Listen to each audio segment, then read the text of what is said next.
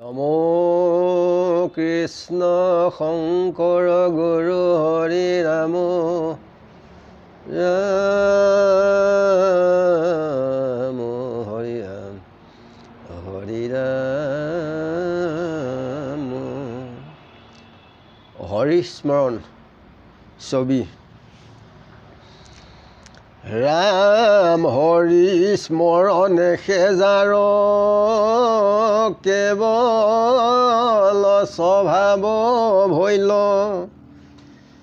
পৰম কীৰ্তাৰ্থ সিয়াতি লৈও কৈহাৰ সাক্ষী উদ্ধৱ মহন্তে যেন বুলি লন্ত গোপিকা মাতি শুনি উক গোপীগণ যিহেতু অৰ্পিলা মন ভগৱন্ত মাধৱৰ পাৱৈ এতে কেশে তুমি হব লোকৰ পূজিত আতি কীত হৈলা স্বভাৱে পুৰুষ জনমে যে প্ৰয়াস কৰি জাগ যোগ আচৰি থাকয় তেবে কদাচিত নৰে কৃষ্ণ পদ পংকজত মন নিবিষাই বাক পাৰয় হেন কৃষ্ণ চৰণত মন অৰ্পি অনুৰাগী তাহাক সুমৰায় অনুখন জাগ যোগাদিৰো ফল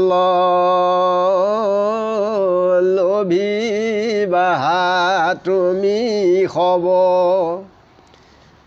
মহাভাগ্যৱতী গোপীগণ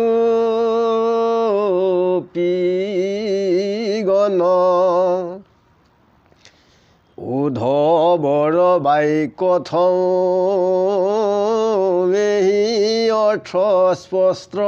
কওঁ ভগৱন্ত কৃষ্ণৰ বচনি শুনি উদ্ধৱ এহি মানে মাত্ৰ যোগ কহি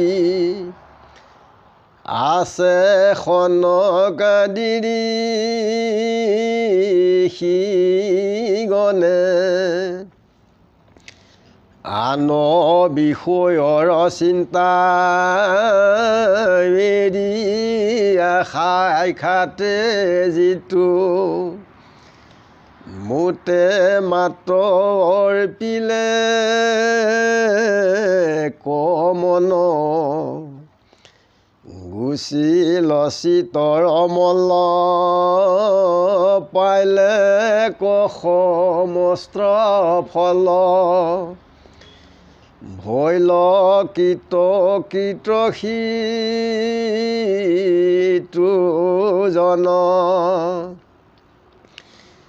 এহি মানে মাধৱৰ বচন সংহৰি থৈলো শুনা সভা সদনীৰ অন্তৰ কৃষ্ণ চৰণত মন অৰ্পি বাৰ ফল যেন কহো এবে বচনে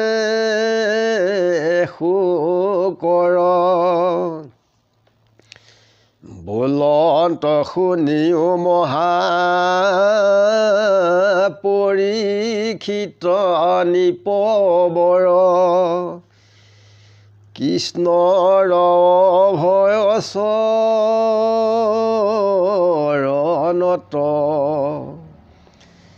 দিয়া কায় বাক্য মন সুমৰয় অনুখন কৈবো কিবা তাহাৰ মহত্ৰ চৰণৰ এক দেখি চলে বলে একবাৰ কৰাইলে মন নিৰ্বেশ এতেকে জানিবা সিটো মহাপাতকৰ পায়া চিত্ৰ কৰিল নিশেষ যম কিংকৰক স্বপ্ন তোনে দেখে বাৰ পাইলে পাৰবিতো সংসাৰৰ যিপোনো স্বভাৱে মন দিয়া চিন্তে অনুখন সমস্ত অংগকে মাধৱৰ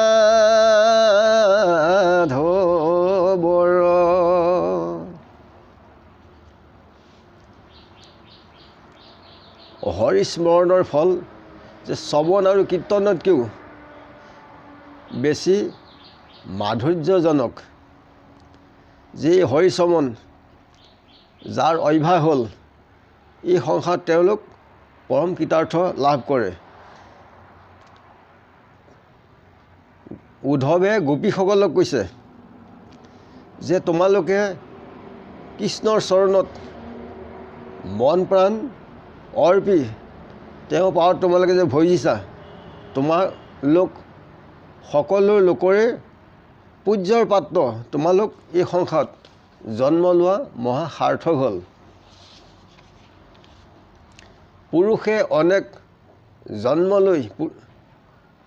অনেক কষ্টৰ ব্ৰত কৰি যাক আচৰণ কৰি কাৎচিতহে কৃষ্ণৰ পদ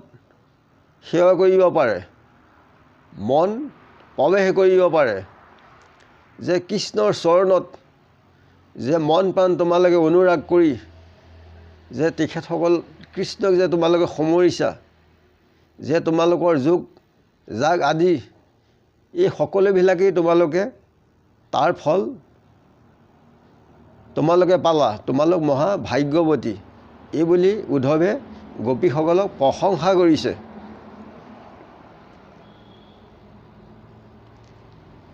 যে আন বিষয় বাসনাৰ চিন্তাবিলাক এৰি সাক্ষাৎ ঈশ্বৰ কৃষ্ণত মন অৰ্পণ কৰি তেখেতৰ ভজিলে আমাৰ মনুষ্য শৰীৰৰ যিবিলাক চিতৰ মল পাপ এই সকলোবিলাক নাইকিয়া হৈ পৰম আনন্দ হৈ কৃতকৃত লাভ কৰে যে কৃষ্ণৰ চৰণত মন অৰ্পিবাৰ ফল শুকে কৈছে যে অভয় চৰণত কৃষ্ণৰ মন অৰ্পণ কৰিলে এই কথাখিনি পৰীক্ষিত স্বৰূপ আমাৰ মনুষ্য লোকসকলক কৈছে যে কাই বাক্য মন অনুক্ষণে সৰ্বক্ষণে তেখেতৰ ধ্যানেৰে তেখেতৰ নাম স্মৰণ কৰিলে যে তেখেতসকলৰ নামৰ মাহাত্য কথা কৈ অন্ত কৰিব নোৱাৰি যে কৃষ্ণৰ চৰণৰ এক দেশে যেনি চলে বলে একমাত্ৰ মন যেনি নিৱেশ কৰিব পৰা যায় যে সকলোৰ মহাপাপবিলাক সকলোবিলাক শৰীৰাজ্যৰ পৰা মনুষ্যৰ নাইকিয়া হয় আৰু আন প্ৰায়শ্চিত্ত কৰিব নালাগে। আৰু কৃষ্ণৰ নাম স্মৰণ কৰাৰ লগে লগে যমৰ কিংকৰকো সপোনতো দেখা নাপায় যে তেখেতসকলে এই সংসাৰ সাগৰৰ পৰা অচিয়ে উদ্ধাৰ হ'ব পাৰে। যে সৰ্বক্ষণে ঈশ্বৰ কৃষ্ণৰ নাম মাধৱৰ নাম সকলো চৰণ পদ্মৰ পৰা মস্তকলৈকে আৰু মস্তকৰ পৰা পাদ পৰ্যন্তৰ সমস্ত অংগক বৰ্ণনা কৰি তেখেতৰ ৰূপৰেখাই ধ্যান কৰি তেখেতক আমি স্মৰণ কৰিলে গৰাকীয়ে সকলোকে কৃপা কৰে। আকৌ অদভূত বুলি নহিবা বিস্ময় নমস্কাৰ বিধি যিটো কৃষ্ণক নময় আচুক তাহাৰ কথা শুনা কৌতু হ'লে পৰে বৃক্ষ হন্তে ভৰি পন্থত পিছলে জ্বৰে তাপে পীড়া কৰে হানছে হামি তোলে এতেকে সময় নমো হৰি যিটো বোলে নমস্কাৰ কৰোঁ জ্ঞান নাহিকে মনত তথাপি মুকুত হৈ মহত পাপত। যে আমি আচৰিত হ'ব নালাগে যে কৃষ্ণক যি নমস্কাৰ প্ৰাৰ্থনা কৰে আনন্দ মনেৰে যে গৈ থাকোঁতে ভৰি যেনি পিছল খাই গছৰ ওপৰত উঠোঁতে যেনি তাৰ পৰা পৰে জ্বৰ তাপেৰে যেনি শৰীৰত পীড়া কৰে হাঁচি আৰু হামিও যেনি তোলে এই সময়ত যেনি নমো হৰি বুলি কয় যে নমস্কাৰ কৰোঁ এই জ্ঞানটো যেনি মনত নাথাকে তথাপিতো মহৎ পাপত উদ্ধাৰ হ'ব পাৰে। কৃষ্ণৰ নামৰ মাহাত্ম্যৰ এই কথাখিনি সেইকাৰণে তেখেতক স্মৰণ কৰিলে সকলো লোকৰ মংগল হয়। ইমান একো সবাচন সেইজনে আজি লাগিছে গুৰু কৃষ্ণ কৃষ্ণ হৃদয়ানন্দ গুৰু কৃষ্ণ কৃষ্ণ কৃষ্ণ।